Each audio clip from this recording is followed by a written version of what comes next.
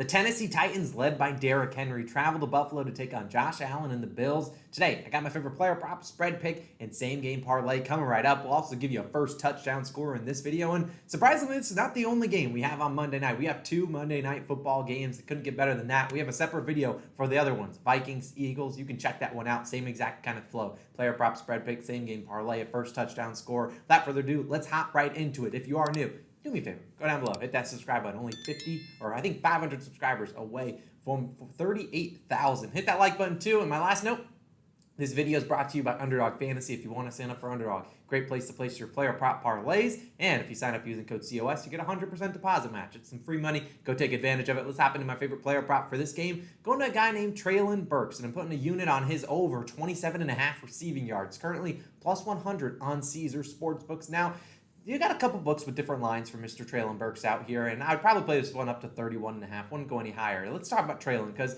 if you were following him, he's a rookie, and he dealt with a lot of criticism. He came into camp sort of out of shape. He was running with the third team. People were trashing him, calling him a bust right out of the gates.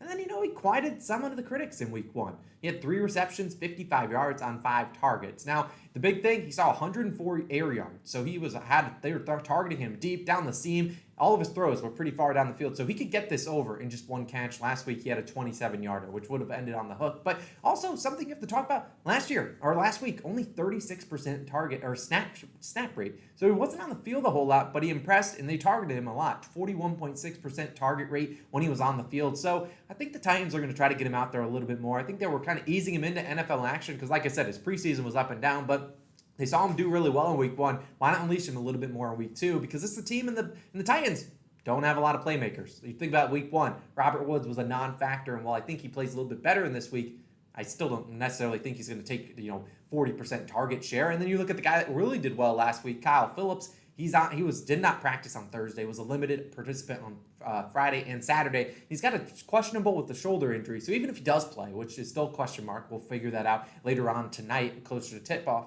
But still, will he be a full participant? He was on the field for a lot of snaps. I'm not sure. So you look at the Titans, game script could be in our favor. Obviously, Burks will be out there running routes, but the Titans, 10-point underdog. So they could be trailing in this one. And the Bills, come on. The Bills know what the Titans are going to want to do. They're going to want to load the box and try to run Derrick Henry every single time. And I think the Bills know that. So they're going to load the box. And if you looked at how Treylon was targeted last week, a lot of play action crossers, and those are kind of hard to defend. And Treylon could take one, turn upfield, and get the 28 yards we need on just 1 catch. You look at last year versus Buffalo, pretty good success for the wide receivers. A.J. Brown, who, Treylon Burks was kind of drafted to replace, 91 yards. Julio Jones, 59 yards. Westbrook-Ikhine, he had 27 yards. So 3 wide receivers basically hit this over versus the Buffalo Bills. And while the Bills are a great team, they also know that they're going to want us to go stop the run. And I think the tight ends, which is something that the Titans like to use a lot, Bills are a pretty good team against tight ends with Milano. So I think the way that you attack them, try to get Treylon Burks in space, get him the ball and let him do his thing. He's very athletic. That's what he can do. I think someone's going to have to help out Ryan Tannehill. I'm riding with Mr. Treylon Burks over 27.5 receiving yards. Now let's move on to my favorite spread pick. And I'm actually going to kind of punt on the spread because I don't really like either of the spreads. But what I do like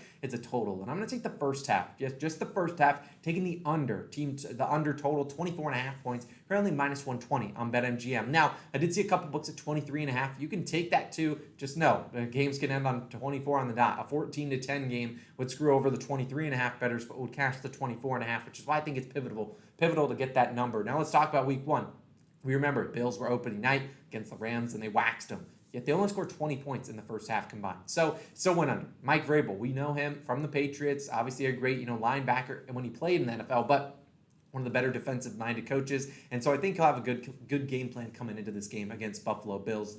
Now, we look at last year. These teams combined for a ton of points. It was like 34-31. I don't expect that to happen again. There were some turnovers, some long touchdowns. I don't see that happening, but I do think the Bills, a team that hasn't played since opening night, so it's been over 11 days since they played. They could be a little bit rusty, especially in the first half. Maybe they kind of work out the kinks in the first half, figure it out. Second half, they start boat racing the Tennessee Titans. And we also think about their wide receiver too, Gabe Davis. I love Gabe Davis, but he suffered a non-contact ankle injury, I believe, on Saturday, and he was added to the injury report. Not expected to play. He could play, but even if he does, it's going to be limited most likely. And will we see some chemistry issues with the backup guys after that? Because some guy will have to fill into that Gabe Davis role. And while Isaiah McKenzie played well in week 1, did have a couple drops, which did lead to an interception or two, still not a guy like Gabe Davis that can go up over the top of guys and can make those catches, and he was well targeted on third down too. So we could see maybe a limitation in this Bills offense for maybe the first half while they work it out if Gabe Davis is out. But even if he is active, I'm not too worried about it. You look at the Bills defense, a lot of the fewest points per game last season. Tennessee Titans, 6th in points per game allowed last year. Titans, like I said, will look to establish the run early, especially against that Bills interior. You don't want to go up against it. You don't want to go and get into a shootout against the Buffalo Bills. And while the Titans did win a shootout last year, let's be honest, they don't want to do that once again. So I think this is going to be a pretty low-scoring game, at least in the first half. So I really like that under first half, under 24.5 points. I think it's a pretty high line. I'm fine with that. I don't really want to lay 10 points, obviously, on the Bills or take the 10 with the Tennessee Titans. I don't want to touch either of those. I don't want to really rely on an outcome of the game. Let's get this winner in the first half of the game, then we can switch over to the second game if maybe this one's not very competitive. I really like it. If you want to go to the full game under 40, I think it's 47.5. Feel free to go for it, but I prefer the first half in this showdown. Now, let's move on to the same game parlay. I'm going Bills money line, so Bills got to win. Derrick Henry anytime touchdown and Dawson Knox anytime touchdown. Currently plus 514. Now let's talk about this.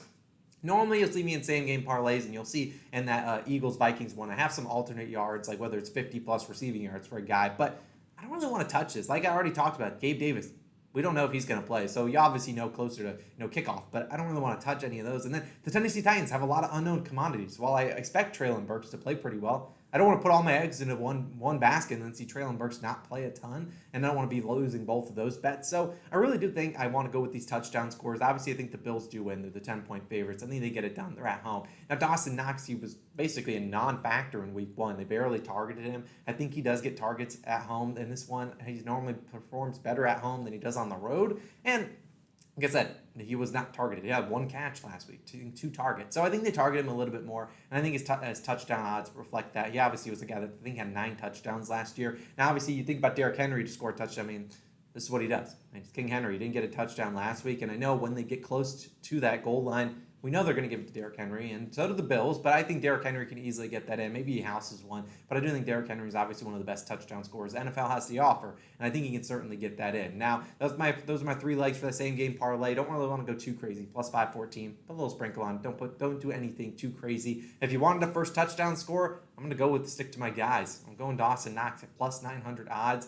Look, it's merely a dart throw. I mean, it's a first touchdown score. You never really know who's going to score the first touchdown, really any game. We see a lot of random outcomes in this bet. So if you want to take a guy with crazy odds like Xander Horvath, who was plus 6,500 on Thursday night, go for it. But I do think that you'll see Dawson Knox hopefully get into the end zone, hopefully knock down that first leg, and hopefully be the first touchdown score, and we can get this train rolling. Now, he can wait until the second half if he wants to score the first touchdown. Look, that'll cash our under with ease, but I do think he gets in the end zone. If you want to look at another guy with a little bit more value, plus 1,800, Robert Woods, returning to Buffalo. I don't know if it's the first time. I doubt it's the first time in his career he returned to Buffalo, but he obviously did go there. That's where he started his career. So maybe he's still got some friends in the crowd. Maybe he wants to put on a show. I think Robert Woods is a good chance getting into the end zone as well. Plus 1,800.